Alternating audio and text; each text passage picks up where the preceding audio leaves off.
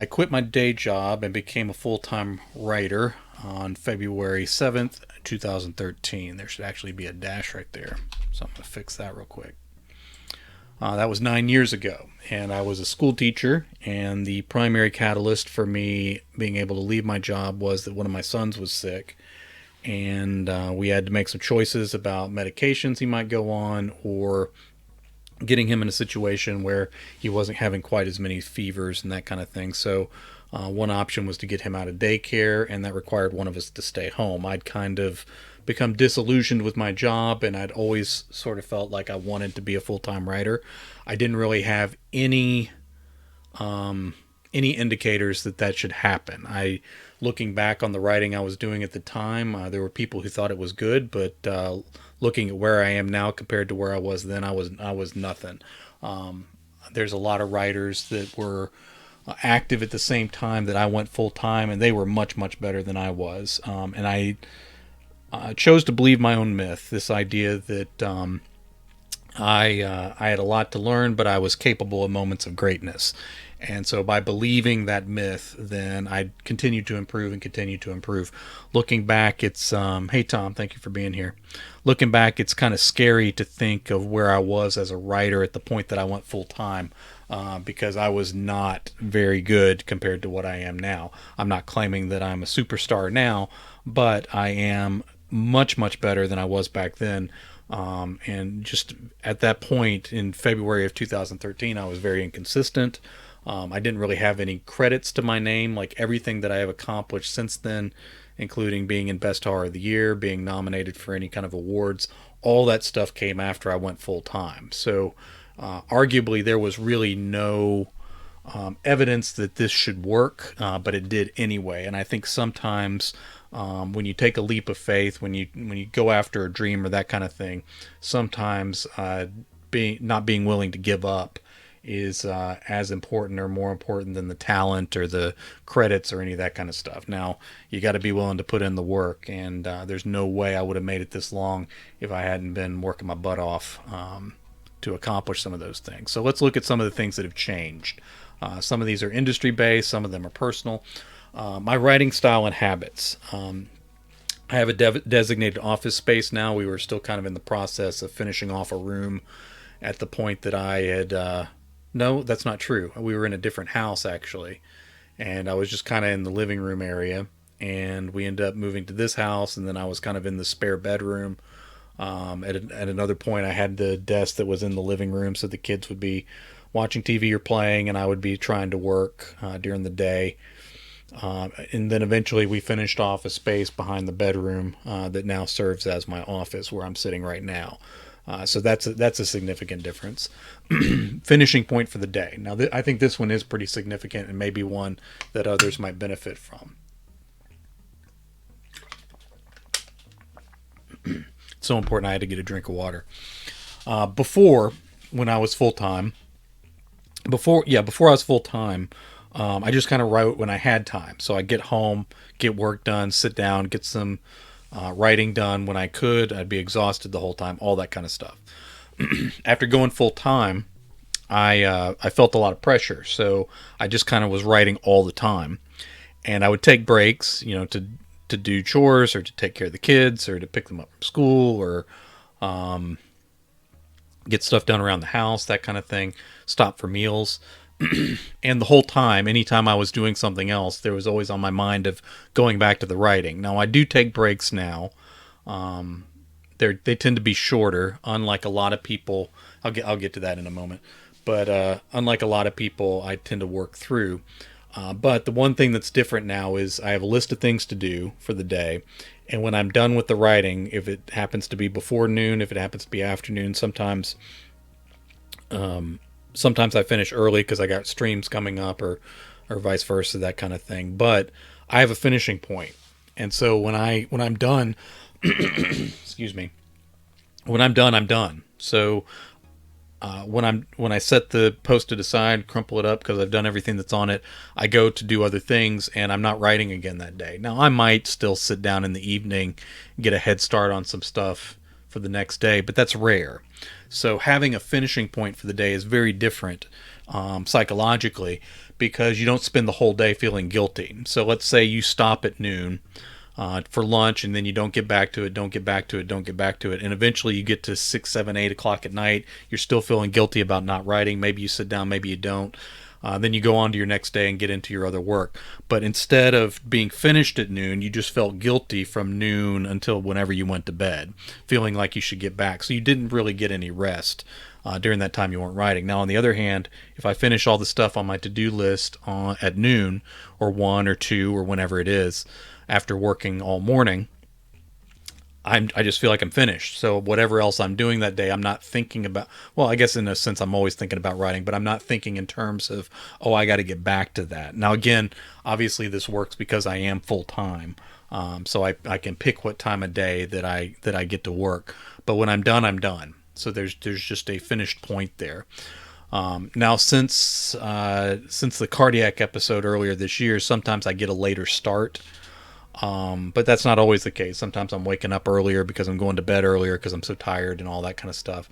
But sometimes I'll wake up in the morning and start reading just to kind of get my mind going when I'm not having a great day. And I may start at 10 or 11, which is later for me. But then whenever I finish, whether it's 3, 4, or 5 at that point, then I'm done for the day.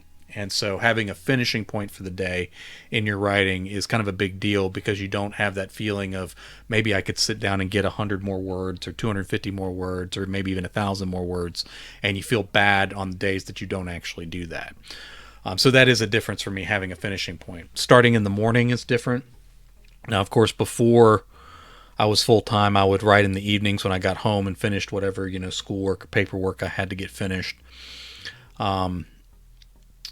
So starting first thing in the morning is a little bit different for me. I did that off and on through the years. A lot of times early on, I just tended to write more in the evening. I felt more awake and that kind of thing. Wasn't dealing with dropping the kids off at school and that kind of stuff.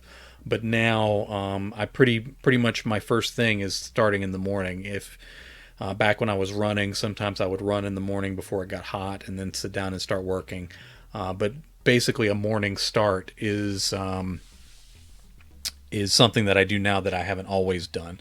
I do fewer breaks and shorter breaks. So instead of with a lot of writers, and this is not a bad process, will write for 15, 20, 30 minutes, 45 minutes, whatever it is, and then take a break and then get back to it or that kind of thing. So they may have 3, 4 blocks during the day spread out from morning into afternoon. I tend to start in the morning, and then fewer shorter breaks. I kind of just work straight through. So it's almost like a work schedule, where I sit down. I might start at 7, especially if I don't have a stream like what's going on now. Then I'll just work straight through. And one of the reasons my Wednesday stream is at 3:15 is because that typically gives me enough time to where I'll finish. So even if I get a late start, I'll be done before 3:15, take a short break, and then get to streaming. But I'll work. It's not all writing. Sometimes it's editing. Sometimes it's promotion stuff. But I'll work for 5, 6, 7, 8 hours, usually less than 8, closer to 5 or 6 hours, but straight through. So I'll work consistently on one thing, maybe take a short break, maybe not, and then move on to the next thing. And so all my writing is kind of together in that sense, sort of the way you would work maybe any job. Not tracking word counts. Now, this is not something I necessarily recommend to other people, but over the years, some of it is just brain issues that I'm having, but I'll get fixated on numbers, and it kind of stresses me out and that kind of thing. Not in the sense of I feel bad that I haven't written enough, but in the sense of if there's patterns in the numbers, I get fixated on those and then can't let them go. So it is like a brain issue. So sometimes I have word minimums, especially if I have a deadline. So if I know, I need to finish this by the middle of next month, so I need to do at least 1,000 words a day on this or whatever it is, then I'll know that, okay, I need to get to 19,000 words on this today, and then I'm can keep going if I feel like it, can stop if I don't. But I don't track my word counts for the week. I don't track my word counts for the day. So each of those projects, I might write 5,000 words in a day, but I won't know it. It's not a thing that I keep track of. And part of the reason I do that is I don't like the downsides of keeping track of word counts. So let's say I have a bad Monday, and I don't get anything done, or I get less than my quota, or whatever it is. And then Tuesday, Wednesday, Thursday, Friday, even if I have good days, I'm constantly trying to catch up. So maybe by Friday or Saturday, I've caught back up to par with what I wanted to get done, but that entire week was spent feeling behind. Whereas if I have a bad day and I start over the next day and I haven't tracked my word count, then I have no idea. It's not Monday was just Monday and now it's Tuesday and now I get to work and get done as much as I'm trying to get done that day. So I'm never making up for a previous day. I'm never like feeling exhausted, like, oh, I did almost 8,000 words yesterday. I don't know if I'm going to get much done today, that kind of thing. So I just don't keep track of that stuff. So every day is kind of a new start. Now, I am going to recognize that that's probably not the best pattern for most writers. So if you are a writer, not tracking your word counts is probably not going to produce the most production for you. It works for me because the numbers are a problem for me in terms of just the way my brain works at this point because of some health issues. But generally speaking, if you're not tracking word counts, it's hard to be productive as a writer. I think I'm an exception in this category. The idea that I know a lot of people who don't do it full time or don't consider it a career or not aspiring for it to be any more than a hobby. They'll just write when they feel like it, and that's a good feeling. The downside of that, of course, is if you have any sort of deadline, if you're trying to get something to a publisher, if you're trying to get a book to a particular person while their reading window is open, or any of that kind of stuff, then you have to have some sort of tracking system. Again, even without counting word counts, I still have word minimums. Like I need to get past the 22,000 word mark on this story today or whatever to stay on track. So in a sense, I'm still connected to word counts in a sense, but as soon as I reach that, it's erased. Like I don't keep track of it at all. So I'm not grading myself in any sense. So all of those are changes since I first started writing. And again, that probably would not work for everyone. All right, organization. All right, let me get that big green word on the screen there. Post-its is something that I've used all along. So I have stacks and stacks of Post-its around me. This is everything. These are my to-do lists from February and March. I've done it different ways where I just kept track. I have like all over the desk, like things that I'm keeping track of.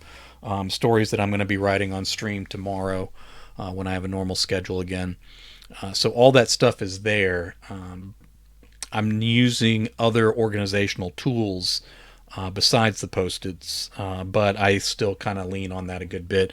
I don't plan out novels in that much detail typically, but the ones that I do, I'll have a stack of Post-its where I'm keeping track of details for the novel and that kind of thing. Dry erase board is something that I've been using now. Because I've switched over to some electronic things, the dry erase board is getting neglected. I was just looking at it today.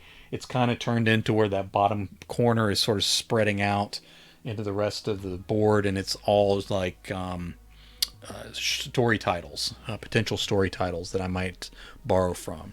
So I used that in pretty good detail in the past to kind of keep track of what I'm working on, what I need to be working on, deadlines.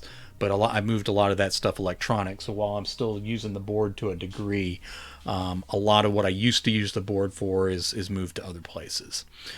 Google Calendar, I use that a good bit more. I used to have a notebook, especially when I was teaching, and then afterward I would have a notebook where I tracked everything in it. When I was in college, I had a planner that was in my pocket, so I was very analog and still kind of think that way. But having to keep track with my wife and things that we're both working on, things that we're working on separately, things that impact our schedule, all my doctor's appointments.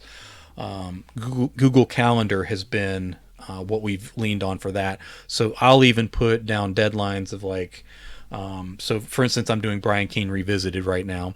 And when posts are about to go live, I have those on my Google Calendar so I know what's coming up, when the next one needs to be scheduled, all that kind of stuff.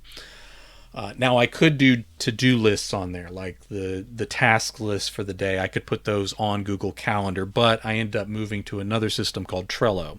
I use Trello as an archive for my stories, so I have those organized there. I have a board on there that I use for long-term planning, so everything I'm doing this year, doing next year, and all of that. And then I have monthly calendars on there, but that are all my to-do lists. So I have like April calendars. The next one I'll organize. I've already got stuff on it though. So I have April and then a block for each of the days, and then all the things I plan to do for each of those days. And when I get ready to write out my post-its from that, I'll move those things around into the order that I want them to be in. And I'll switch things around. If it looks like I have a busy day or I end up with yet another doctor's appointment, I'll move stuff over to other days to organize my month in advance. And then I transfer that down to Post-its. So once it's on the Post-its, that's sort of my thing, and the Trello board just becomes backup. But I'm using that for my to-do list. I'm using that to organize long-term. So a lot of what was on the dry erase board, a lot of what used to just be on random Post-its everywhere that I was hardly keeping track of, all that stuff kind of moved into Trello. So I'm sort of a hybrid between an analog sort of guy and then a digital guy. But I still, when I'm dealing with daily, I still have it in front of me. So I'm writing things in, erasing things, marking things out, that kind of stuff, to figure out what I'm doing today, what I'm doing tomorrow. So all that's changes since I went full-time 9 years ago. Platforms have changed a good bit. A lot of stuff has come and gone, but we'll look at some of this. My website, jwilburn.com, I've had that for a while, but I'm using that more for other things. I have an online store on there that earns me money now and then. I also do blog posts on there for my reading, and then a few other things are connected on there. So I've used the website pretty well, and I'm working on using it more effectively. I've had a YouTube channel for a long time. It's Captain Three Kidneys at this point, is what it's called. I'm kind of using that to feed up into other platforms as well, and I have a small following on there. Not a ton of views on every video, but I'm using video a lot more, and sort of YouTube, of course, is the archive for that. Patreon has become a big deal for me. I make a few $100s from that a month, and I'm built that up a good bit recently because I started taking some classes and stuff, free stuff that Patreon was offering on that. And I have a accountability group that I join in with, and I steal ideas from them as well. So patreon.com/jwilburn. I've increased my income on there a good bit over recent months as I've been making changes. I don't have stuff on there daily usually, but I've come pretty close just from the amount of content that I'm creating. Of course, Twitch is a big platform for me now and has become a consistent income source for me. Twitch.tv/jwilburn. And I always credit Brian Keene for saying in one of his essays that if he was younger, that would be the platform that he would be developing now.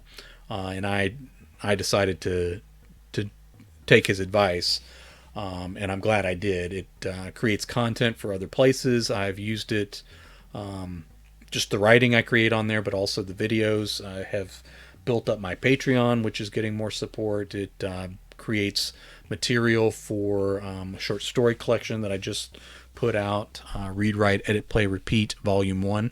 So all those are stories that were created here on Twitch. And in there is links to the videos, so you can kind of see a multimedia experience. So that's doing pretty well. Godless at godless.com is a new platform that's out, and I have work on there that's earned me some pretty good money. So all of those things are new. There's plenty of other things that have come and gone in that 9 years that I don't even have listed here, and I probably could have listed off the ones that have fallen by the wayside, but I don't necessarily want to hurt anyone's feelings that was involved with those things. And there'll be plenty of that kind of stuff in the future as well. It kind of feels to me like many of these things are staying, though. These feel like the ones that have kind of lasted out all those 9 years. All right, social media habits. These have changed for me some. I can barely fit all that on the screen. All right, so social media habits. I curate my experience more. So while the algorithm can still influence what happens, obviously, I've chosen to set the kind of interactions that I have. So I'll still talk about politics and religion in sort of a theoretical sense with people, but I'm just not in the mood to argue. A lot of A lot of my interactions on that are more humor, like what I find funny about a certain thing. So I'll comment on it as a joke sometimes. If there's things that are important to me in a broad sense, bigger than politics, I'll share those as well. Um, but typically, in order to curate my experience, I interact with people's book things. I interact with media stuff that people like, talking about things that we care about, especially on Twitter, which has a reputation for being kind of hostile. I'm only interacting with book folks and readers and that kind of thing. So I'll talk to people about books. I'll share some of the things that I'm going with. I'll give book recommendations. I don't do that quite as much as I used to, but I still do it. And by doing that, I attract more people that are into that kind of thing, and my experiences on those places are more positive. Now, in order to make that work, you have to have the ability to scroll past things that upset you. So, especially the video sites, they will lean toward stuff that upsets you because that's the stuff you're more likely to interact with. So, unfortunately, just human nature mixed with algorithms tends to skew toward the negative. Now, you have control over that to a sense, but you got to scroll past that stuff. Like, for instance, for a long time, a lot of the video sites, including like TikTok and YouTube and some places like that, kept showing me videos of police behaving badly. And that sort of stuff would get me angry. I would end up watching the videos, and then they would show me more videos of that kind of stuff. So I figured out that that stuff was affecting me negatively. And it's not a thing to be ignored, but I am not solving anything by watching these things on TikTok. So I made sure to follow more book people. I made sure to interact with that kind of stuff. I made sure to hide or block out people that were just simply sharing that kind of stuff because I didn't want to spend my time upset or anxious or any of that kind of thing. So by curating my experience toward the things I want to care about, I'm seeing that stuff more and more and more on those sites, and by ignoring the stuff that those algorithms try to push toward me, even though I can't completely control the algorithm, I can control my reaction. So by very quickly scrolling past the stuff that would normally upset me, I'm able to have a very positive experience on some of these sites. I know the accountability group that I interact with some Patreon people, I purposely picked a group that was not writers. They're visual artists, they're musicians, they're other creators. And so because I'm doing so much with Twitch and things like that, I wanted to interact with some people that were creative in some ways that are different from what I was doing, and or fed into sort of the video aspect of things that I do now. And so I've gotten a lot of good ideas from them. So I'm not just hanging out with just writers, but by interacting with more creatives, even like say more poets than prose writers. So I'm expanding my circle beyond just, a small group of what I do, but I'm staying with people that have positive things that feed into what I'm already doing. So it gives me energy instead of taking energy away. So that's what I mean by curating my experience. I'm making my own graphics and memes. So a lot of times in Facebook memories, I'll find something funny that I said in the past, and I'll just copy it over and put it on a picture and get it for Instagram. So I'm sharing some of those things. When I have a new joke or idea that comes into my head, a lot of times I'll put it onto a graphic. And I find that those get interacted with more, they get shared more, that kind of stuff. And I have fun with it. Making my own graphics for here on stream, for the thumbnails for YouTube, the graphics that go with the stuff that I put up on Patreon. I'm finding ads for my own books. I'm finding all that stuff works. Also, one of the tricks with people kind of get tired of authors' sites when they're seeing the same image over and over again. So one way I've gotten around that is I make new images. So if I'm sharing a book, I have it on in a different way, so I'm not just sharing the same cover over and over and over again. Same thing with advertising my newsletter. I put the information on new images, so while I'm still sharing them pretty regularly, I'm sharing a new one every time. So sometimes I'll pick something that's crazy. Sometimes I'll pick an image that's compelling in some other way.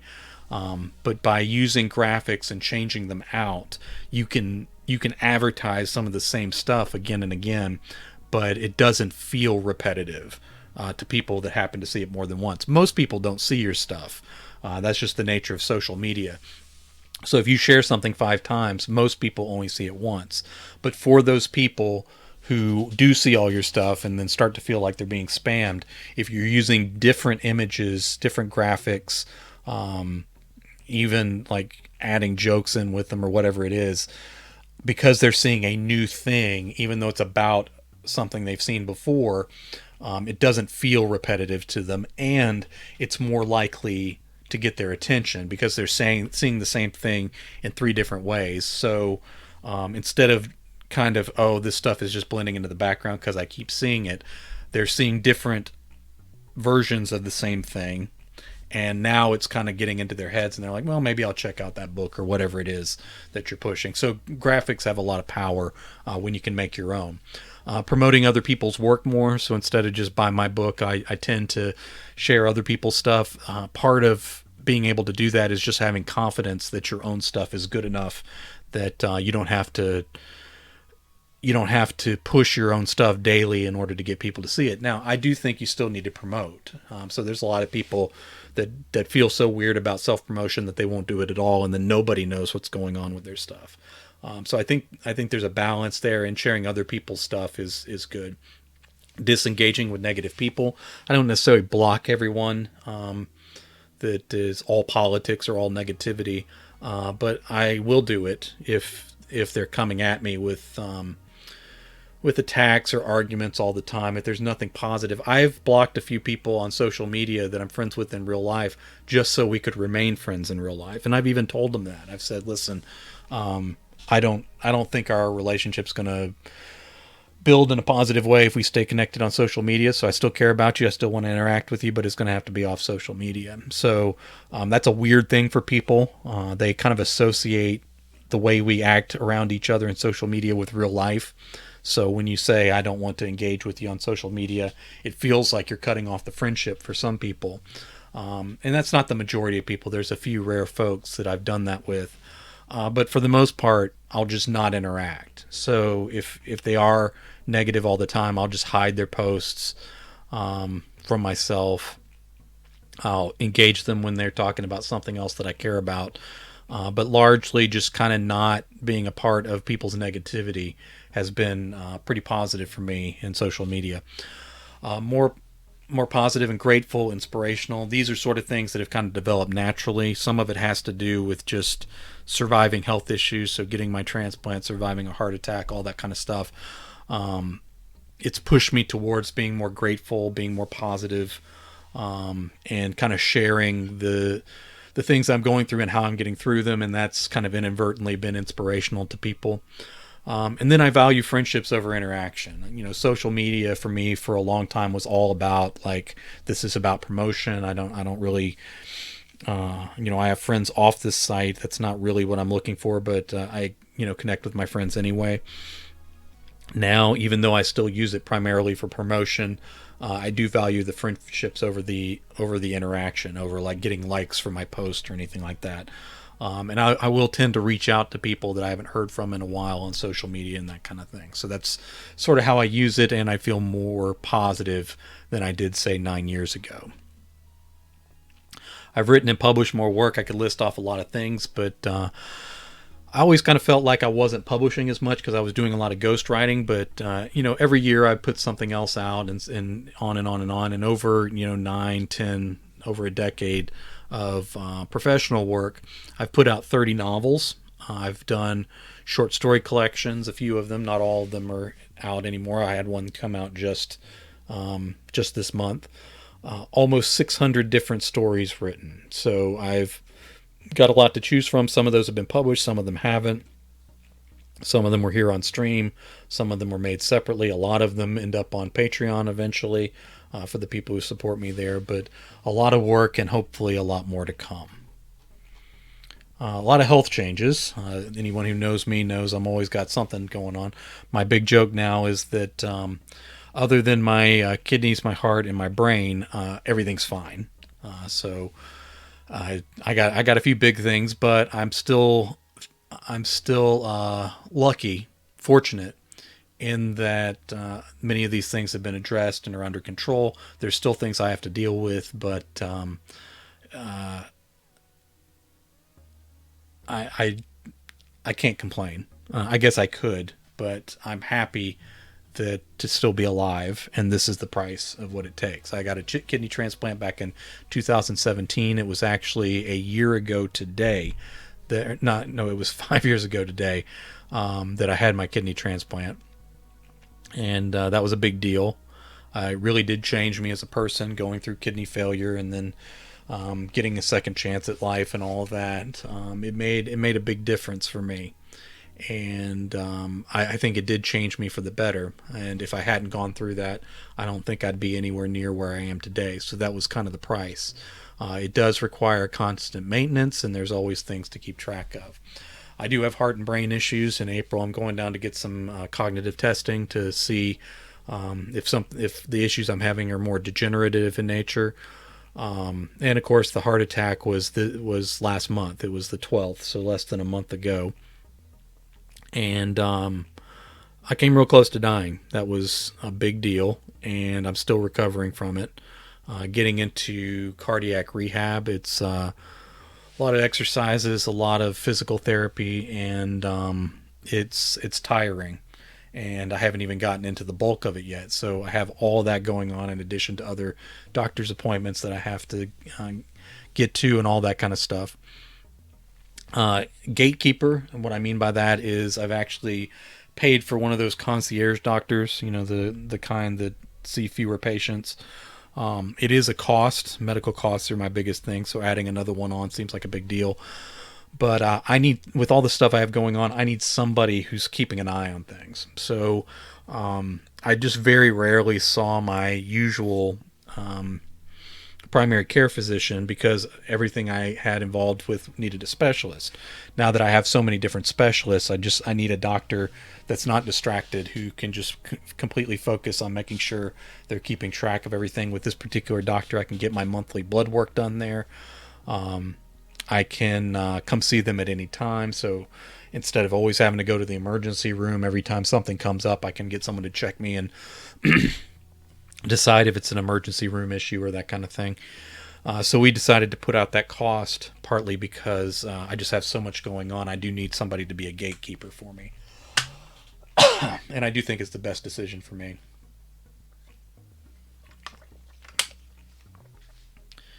All right, moving along here. Changes in income. If you're going to be a full-time writer, you got to make money. These have fluctuated a lot. So it's a lot of feast and famine when it comes to writing, whether it's ghostwriting or making my own money. After transplant was the first time that my own income exceeded my ghostwriting, and I almost stopped it completely. I've been able to take on ghostwriting on my own terms, so I'm doing fewer things for more money. There's another thing down there, but we'll get to that. Recently, money's dropped off a little bit. Now the sources have changed, so I'm making more from Twitch, making a little from Patreon, making some, a lot from direct sales from my own website, making some from Godless, all that kind of stuff. But my Amazon income particularly has dropped down a good bit. Right around the beginning of the pandemic was the most money I've ever made from writing on Amazon and other places like that. So I was doing really, really well. Part of that's my own disabilities, my brain stuff. I wasn't able to keep track of the Amazon ads as well as I have, so I've stopped a bunch of those. So that's part of what's involved too. But again, I'm still doing pretty well, and well enough to pay my bills and all that kind of stuff. And I'm building up other income sources, so kind of making up for those losses other places. Less ghostwriting, so I do less work for more money. So ghostwriting's really hit or miss, but I'm doing a little bit here and there depending on what we're dealing with. More money from my own writing. So definitely over the 9 years, I'm making considerably more. There's no way that I was paying bills and that sort of thing with my own writing at the beginning, but I'm kind of there now. More staff writing. So I do articles for Lit Reactor. I'm a staff writer for a writing project with Crystal Lake Publishing. I do articles for Dark Moon Digest and some other things like that. So just a few different places where I make money as a staff writer. Nothing where I'm like, on their health plan or anything like that, but, where I get steady money from some of these places. Less traditional sources of income, so things like Twitch and Patreon and Godless and things of that nature. I get more money from some of those places than I did from like what traditional book sales. And the rise and fall of Amazon ads. There was a point where I was doing that very, very well, but I've just stopped those completely because I don't have the cognitive capacity to be able to track the keywords and that kind of thing the way I did in the past. So that's a shame, but that's just the reality at this point. Changes in publishers. Hazardous Press used to be a big deal for me. I had my first book with them, and they would pay for me to go to conventions and that kind of thing. That press ran into some trouble and folded up. And so I had to spread out a bit more. Self-publishing is a bigger deal for me now than it used to be. I used to just work with whatever publishers would take my work. But kind of figuring out how self-publishing works, and in some cases being able to do my own covers, in other cases paying someone like Luke Spooner to do them for me, paying for editing, and then getting all the money from the self-published work. So self-publishing is a huge part, not exclusively, but a huge part of my income. And I tend to make more money from my self-published stuff than I do from publishers, even though I still will, third point, gamble on new publishers every once in a while. So I'll take on a new publisher, give them a shot, see what they can do. Sometimes you make a little money, sometimes you don't, and you just kind of work your way through with that. Changes in family circumstances. My son's health has changed, so that was the initial thing that I was out for. But he's doing fine. Both my kids are doing great. My wife's job went from being, a traditional drive to work, come home from work, to being working from home. So that's opened up a lot of possibilities for us, including taking care of our kids in a different way. My health has changed over the years, and so there's a lot of energy that goes into keeping me alive. But I try to be good to my wife as she's doing that for me. Kids are growing up, so they're getting on up there. My oldest son's learning to drive. He's actually at his job right now, which he's learning to cook on a grill and that kind of thing. He sort of wants to be a chef and in culinary stuff. So he's gotten a job where they're teaching him to do some things. Right now he's not working a lot of hours, but it's people are willing to teach him about cooking and that kind of thing more than just the paycheck, and I think that's a big deal. Homeschooling, we started that well before the pandemic, and part of it was just our kids were having trouble with particular things. I had no problem with the school's delivery of material in any particular way, but both my kids needed some help with reading, and we brought them home, and we ended up, what we would do is just have them read a novel, something they picked on their reading level, and I would read it with them. And so we'd both read the chapter and talk about it. And by doing that, book after book after book, my oldest son read a ton of books, and now he reads for fun. And my younger son isn't quite there yet in terms of just loving reading. But me being very positive about the books he picks and enjoying them and being able to talk about books, I think he likes that. I think both the boys, it made them feel special, and we made them into strong readers as a result. Also, there's a lot of flexibility with that. So my older son is taking classes with the university online, and so that's how he's getting his high school work.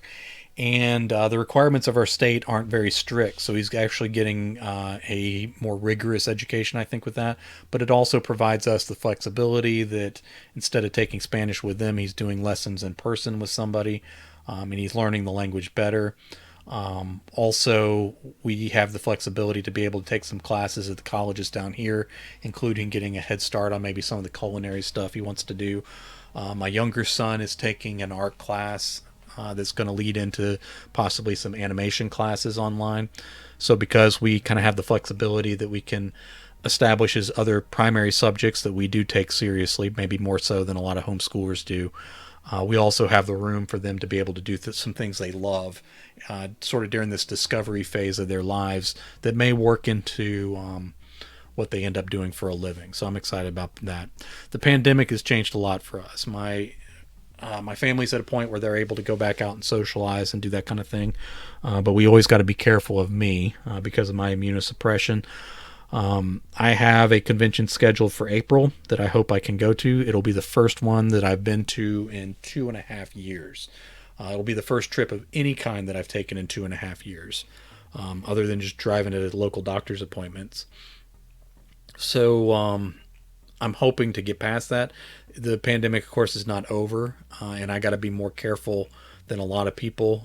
I know people who've caught COVID more than once and they've come through it fine. I am not that guy. I can't do that. If I catch it, I'm going to be in serious trouble. So I've been vaccinated all 3 times I'm allowed to, and I noticed when I had my heart attack, of course, I had to sit in the emergency room. Lots of people in there had COVID. Everybody was required to wear masks. I managed to get out of that hospital without catching COVID, which is a big deal. So it kind of shows me that the vaccinations plus masking does work. Of course, in other situations, the sick people may not be wearing masks, but if I'm careful, if I use the precautions the way I need to, I think I can involve myself in some public events safely. Even in my condition, as long as there's not huge spikes. So, if there's a giant spike in cases leading up to a convention, I just have to bow out. I can't, in that sense, I gotta still be careful, but I'm hoping to get past some of that this year. All right, plans for the future. My priorities are quite different than they used to be. I think I define success differently, but I'll get to that. So, why I do things, what I want to accomplish, all that kind of stuff is different for me than it used to be. Legacy is a bigger deal now as you get older. That's the kind of stuff you think about. So kind of creating the archive of my stories so they can survive me if my family still needs to make money from those.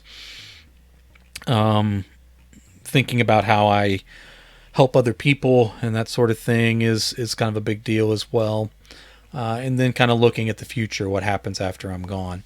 I do define success differently now, and it's still about sales and it's still about getting work out in front of people, but it's more about kind of publishing the things I want to have out there, and letting publishers decide if they want to come along with me or readers or that kind of thing. I'm at a place where I do have sort of the ability to experiment a little bit. I'm not in financial trouble. I'm not living day to day, although writing money is inconsistent and comes in bursts instead of steadily.